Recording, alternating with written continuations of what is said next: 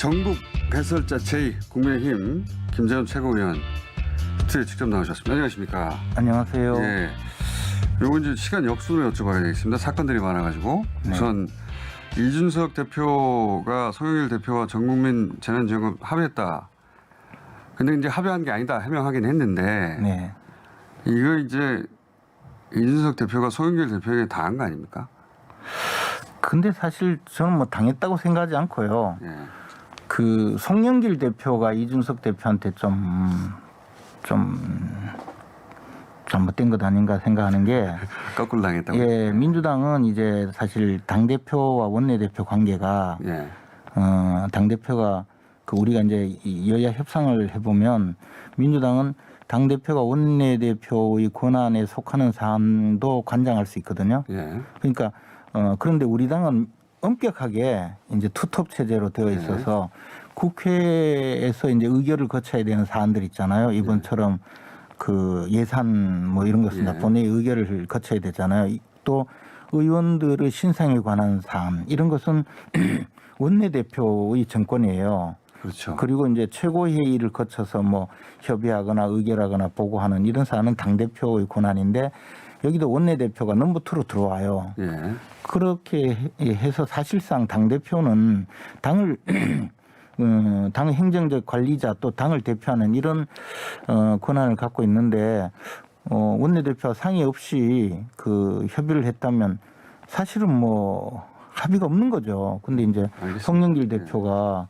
그걸 합의가 있다고 주장을 하시면 그러니까 이제 가이드라인만 정했다고 이야기해도 되죠. 지도부에 계시니까 열심히 변호해 주시는데 당한 거 맞잖아요. 아니 결론은 잘 들었습니다만은 당하게 맞지 않습니까? 아니, 지금 이준석 대표는 곤란한 지경이 됐고 송영길 대표는 지금 주가를 올리고 있는데요. 아니 그분들이 결과적으로는. 자기들끼리 싸우다가 갑자기 우리 당에 던졌어요. 그 또 이게 또 수류탄이 아군 진지에 터졌는데 그러니까요. 그렇게 당한 거죠. 글쎄 뭐 당했다기보다는 이제 뭐 합의는 사실 그 각서도 쓰고 아니면 뭐 해도 저 뒤집어지기도 하죠. 예. 백지화하고요. 뭐 어떤 경우 혈서를 써놔도 뭐 예. 본 적 없다 그러고 또 그럴 수 있는 거니까 뭐. 정치권에서 항상 그렇게 하는데 네.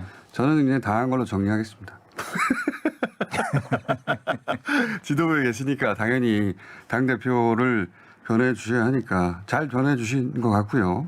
근데 이러다 보니까 당내에 이제 그동안 아마도 쌓여 있었던가 봐요. 이준석 대표에 대해서 뭐 잘하는 점도 있지만 이런 점은 리스크가 있는 거 아니냐라고 이제 그 임기 초반이라 참고 있던 이제 불만들이 제법 나오잖아요. 이준석 리스크라고 불릴 만한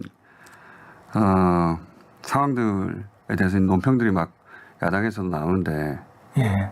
리스크라고 할 수는 있죠 지금.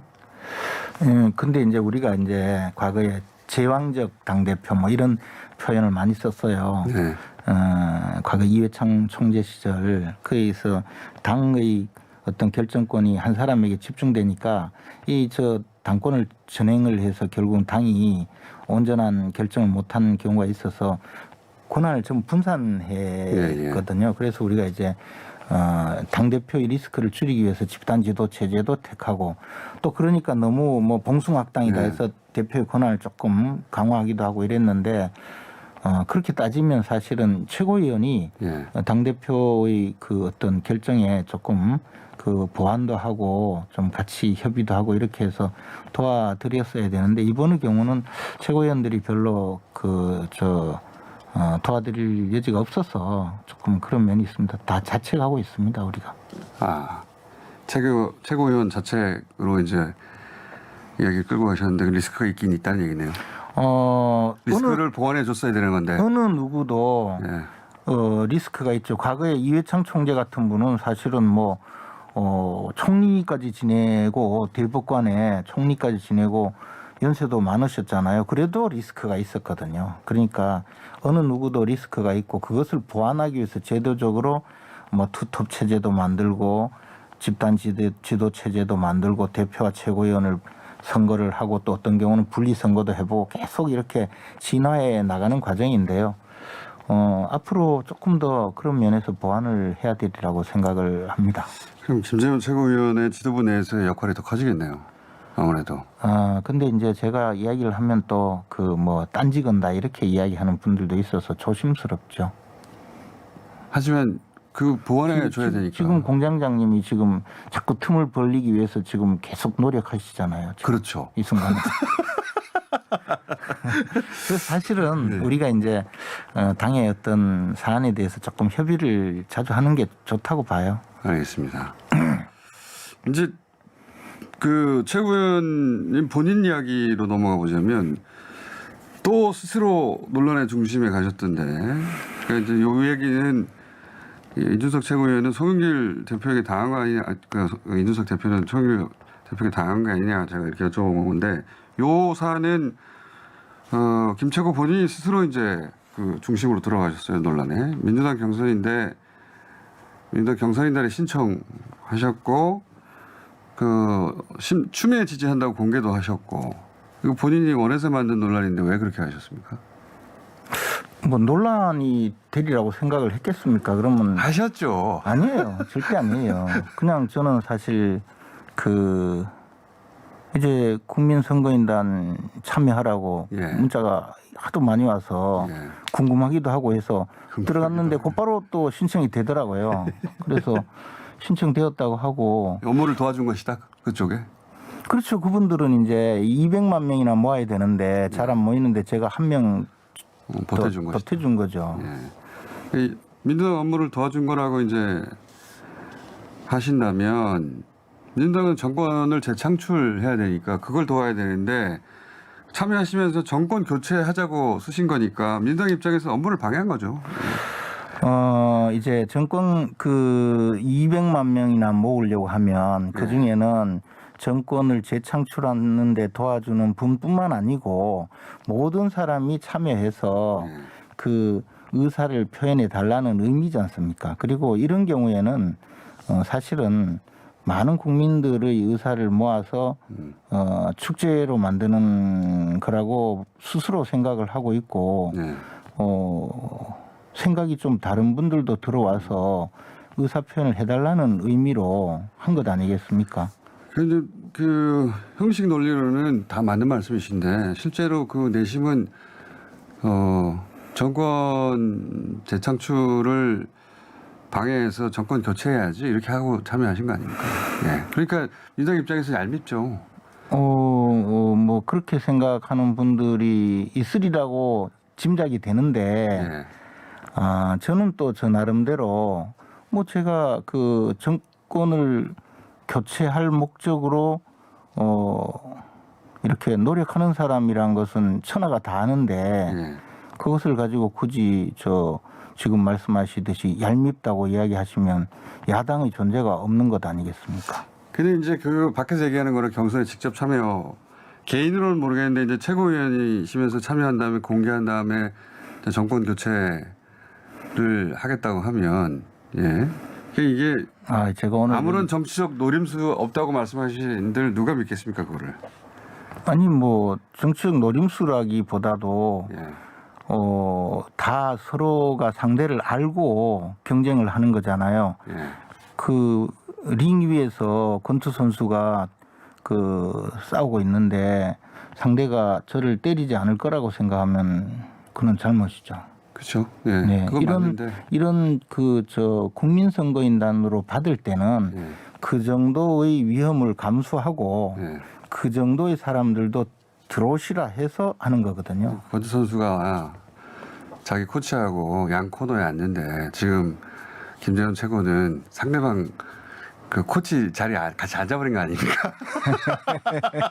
그러면서 그게 그쪽이었나요? 전 몰랐는데. 그러니까 이게 이제 예를 들어서 민주당 경선이 한참 진행되면 이제 민주당 경선 결과에 따라 후보가 결정될 텐데 네. 그 후보가 이긴 쪽에서는 예를 들어서 상대를 역선택 때문이라고 공격한다든가 진 쪽에서는 뭐 이렇게 혼선이 생기고 그러다 보면 나중에 통합도 잘 안 되고 그런 노림수를 가지고 던지신 거 맞지 않습니까? 제가 뭐 잘 안 되라고. 제가 뭐 그 정도 머리가 좋지는 않는데 자꾸 그렇게 높게 평가해 주시니까 갑자기 좀 생각을 다시 해봐야 되겠네요. 그런 효과까지 있을까요? 그걸 노리신 거 아닙니까? 민주당 지지자들 분열도 생기고 경선 후유증 좀 커지고 그래가지고 이제 그러라고 확 던졌는데 민주당 쪽에서 또 화가 나서 발끈하니까 그게 뉴스가 돼서 더 많은 사람이 역선택하러 그 가입했을 수 있죠. 그 그렇죠. 노림수가 성공하신 거죠. 저는 뭐 제 노림수는 저 하늘의 맹세코 그건 아닌데요. 그래도 왜 그렇게 반응하는지는 좀 의아했어요. 이분들이 더군다나 제가 어디 하늘에 맹세하신 겁니까? 근데 네. 제가 왜 지금 우리 공장장님 말씀하시니까 그 제가 느낌을 말씀드리자면 아니 제 같으면 저 다른 당의 최고위원이 참여를 했단 말이에요. 그리고 약간 좀 얄미워요 예컨대. 네. 그렇더라도 참여해줘서 고맙다. 근데 당신이 나를 안 찍는 걸 보니까 당신 되게 내가 겁나는 모양이네. 그래도 한번 생각해서 다시 마음을 바꿔보세요. 이러면 제가 그냥 깨갱했을 텐데 그게 아니고 뭐 막 하면서 또 당 대변인이 나와서요. 이게 당신이 역선택 아니냐. 우리 당의 약체 후보를 골라서 밀어주고 강한 후보를 떨어뜨리려고 한다 하면서 막 떠들었잖아요. 그러면 그 후보는 어떻게 됩니까? 그 후보도 제가 보기에 엄청 강한 분인데. 도발에 성공하신 거죠. 예, 적절한 타이밍에 상대 진영을 막 흔드는 그런 관점에서 보자면 지금 효과를 거두신 거죠. 제가 의도하지는 않았지만. 의도하셨죠. 의도하셨다고 저는 보는데 이제 인정 안 하실 테니까. 예. 뭐 세상에 꼭 자기 마음을 다 드러내고 살면 세상이 혼란스러워지죠. 혼란스럽게 만드셨으면서. 자, 그러면은 이제 민주당 예비 경선이 진행이 됐는데 네.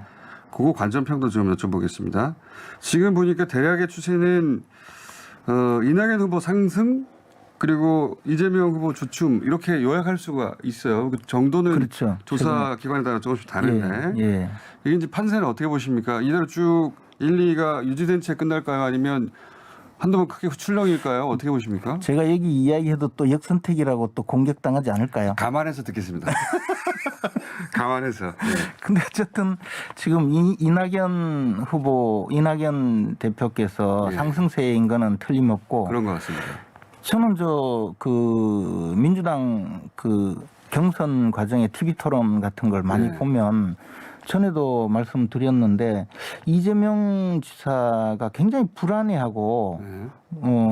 그 얼굴에 그 표정이 아주 역력하게 보였거든요. 그렇게 읽으셨다. 예. 예, 그래서 아마 스스로가 좀 미리 후보자들이 가장 빨리 알거든요.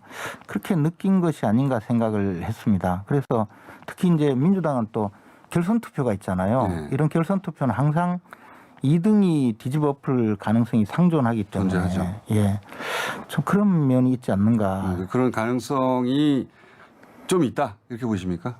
많이 있죠. 많이 있다고. 예. 그래서 1, 2가 뒤집히거나 지지율이 요동치거나 해서 이제 뭐 결선 투표 가면 어떻게 될지 모르는 상황이 벌어질 수 있죠. 지금은 이미 그렇게 된 것 같아요. 그렇게 됐다. 네. 예. 그러니까 대세론인 것처럼 보였는데 대세론까지 아닌 것 같다고 이제 판단하시는 거죠. 그렇죠. 그러면 국민의힘 그 잠재적인 대선 주자들 얘기해 보자면 첫 번째는 지난주에 오세훈 시장이 여전히 강력한 주자 중 하나라고 말씀하셨는데 지난주에 이제 막판에 얘기하다가 다 마무리를 못했는데 오세훈 시장이 등장을 하려면 사실은 윤석열 전 총장이 지지율이 급락하고 보수 위기감이 극대화돼서 당신이라도 다시 나오시고 이런 상황이 돼야 되잖아요. 그렇죠. 그렇죠. 그렇지 않고 당선된 지 얼마도 안 됐는데 스스로 나오겠다 그러면 그럼 뭐 크게 욕먹죠. 근데 그런 상황이 올 수도 있다고 보세요? 지금 상황은 전혀 그렇지 않는 것 같아요. 현재는 아닌데. 그렇죠. 그 공장장님이 또 어떻게 또 나오실지 모르죠 또. 저는 가만히 있습니다. 가만히 있는데. 근데 지난주에는 강력한 후보군 중에 한 분이 여전하다고 말씀하셔서 네. 이제 아니 우리는 이제 다양한 상황에 대해서 그리고 예를 들어서 말씀하신 대로 그 지금 당장 후보 본인이 그 나오겠다 하기는 조금 어려운 어렵죠, 상황이지만 지금. 예. 그렇더라도 예컨대 제가 그 나라를 위해서 대선에 출마하겠다 서울 시민들에게 좀 양해를 구하고 나오는 상황이 된다면 저는 그래도 된다. 강력한 후보다 이렇게 그렇게 해서 나오면 뭐 비판도 있겠지만 그래도 이제 그건 정권 교체를 바라는 많은 국민들 입장에서는 헌신하는구나 근데 그런 생각을 현재 기준은 그런 가능성은 그렇게 높지 않다고 보시는 거고. 지금은 오 시장 자체가 그렇게까지 할 의사가 당장은 없는 것 같아요. 그렇게 파악하셨습니까? 아니 제가 그냥 겉모습으로 보기에 잘 네. 보시니까 그런 걸 또. 네. 근데 이제 오 시장 주변에는 그 상황을 염두에 두고 윤석열 전 총장의 지지율 급락을 내심 기대하는 분들도 있긴 하겠죠. 그래서 제가 안 물어봤어요 그런 거는. 있긴 있겠죠. 당내에는 언제나 그런 분들이 있으니까 여러 가지 거죠. 글쎄 모르죠. 아시면서 근데 공장장님이 그걸 바라시는 것 같아요. 궁금해서 여쭤보는 겁니다. 근데 관련해서 네. 윤석열, 이재명 양자구도가 뒤집어진 여론조사도 있고 아닌 여론조사도 있을 텐데, 근데 이제 윤석열 전 총장이 보수 예비 후보들 중에 여전히 1위긴 한데, 네. 그렇죠? 1위긴 한데, 그 양자구도는 큰 변화가 없지만 이재명 1대1, 이낙연 1대1 대결에서 좀 빠지거든요. 윤석열 전 총장이. 네. 그 추세는 분명한 것 같은데, 근데 보수 입장에서는 그게 더 나쁜 거 아닙니까? 그러니까 윤석열 전 총장 지지율이 갈 곳을 못 찾아서 유지되는 것이지 1대1로 붙이면 빠진다는 게 그게 더 나쁜 상황이잖아요. 근데 이제 지금 저는 이제 윤석열 총장이 예. 아직까지는 그 대선 주자로서의 그 정확한 모습을 좀 보이지 않고 약간은 정치인보다는 그 정치를 그 선거를 준비하는 입장 예. 그 입장에 있기 때문에 지지자들을 완전히 모으지 못하고 있다고 생각하거든요. 앞으로 이제 그 대선 주자로서 당에 입당을 하고 후보로서 나타나서 예를 들어 토론도 하고 이렇게 되면 훨씬 더 지지자들을 모을 수 있다고 생각해요. 지금은 이제 보수 진영의 후보보다는 스스로가 좀 중도 지대까지 아우르고 싶어서 저 모습을 보이고 있는데 그것이 이제 오히려 민주당 후보들과의 양자 대결 구도에서 조금 지지율이 정체되거나 빠지는 모습으로 나타나지 않나 생각합니다. 그래서 지난주에도 여쭤봤는데 이 상황이라면 조직적인 당의 엄호를 받기 위해서라도 입당을 8월 중에는 하시는 게 맞는 것 같은데 또 최근에 들리는 이야기들 보면 그게 아니라 그 국민의힘 주자가 선출된 이후에 1대1 단일화 외곽에 계시다가 그러면 11월 말 12월 돼야 된다는 얘기인데 그때까지도 밖에 계실 수 있는 건가요? 어떻게 보십니까? 저는 전에는 좀 그럴 수 있다고 생각을 했었는데요. 예. 지금은 조금 이제 정당에 들어와서 같이 겨루어 나가는 것이 본인에게도 나을 것 같다. 말씀하신 대로 조직적 엄호보다는 조직적인 공격을 당하더라도 그게 낫지 않을까라고 생각을 하고 있습니다. 그래서 8월 정도에는 입당해야 된다고 생각하시는 거죠? 8월이든 9월이든 그 정도에는? 우리가 이제 이 경선 절차에 들어가기 전에 입당해서 같이 참여하는 것이 좋다고 생각합니다. 그렇게 될 확률은 얼마나 됩니까? 근데 저는 그렇게 될 것 같아요. 왜냐하면 지금 윤석열 총장은 이제 많은 사람을 좀 만나고 이야기를 듣고 그 모습을 보이는 것이 또 스스로 이제 정치 일선에서 들어와서도 조금 톤다운하는 과정이 필요하다고 느끼는 것 같은데요. 그러나 이제 조금 시간이 지나면 또 직접 완벽하게 아예 온몸으로 뛰어드는 모습을 보이는 것이 더 낫다고 판단이 되면 들어오지 않을까요? 아직 시간이 많으니까요. 누군가는 그렇게 설득하고 있는 거죠? 우리 당장 이준석 대표부터 1초 초 단위로 손해 보고 있다 이렇게 이야기하면서 공개적으로도 설득하고 또 당내에 사실은 윤석열 총장을 위해서 돕고 있는 분들이 많이 있는 것 같아요. 그분들이 다 그렇게 입장인 것 같아요. 자, 오늘 여기까지 하겠습니다만 그 예비 경선 그러니까 경선 인단으로 참여하시니까 직접 투표도 하실 거죠? 해야죠. 민주당으로부터 요금 많이 드실 것 같습니다. 오늘 여기까지 하겠습니다.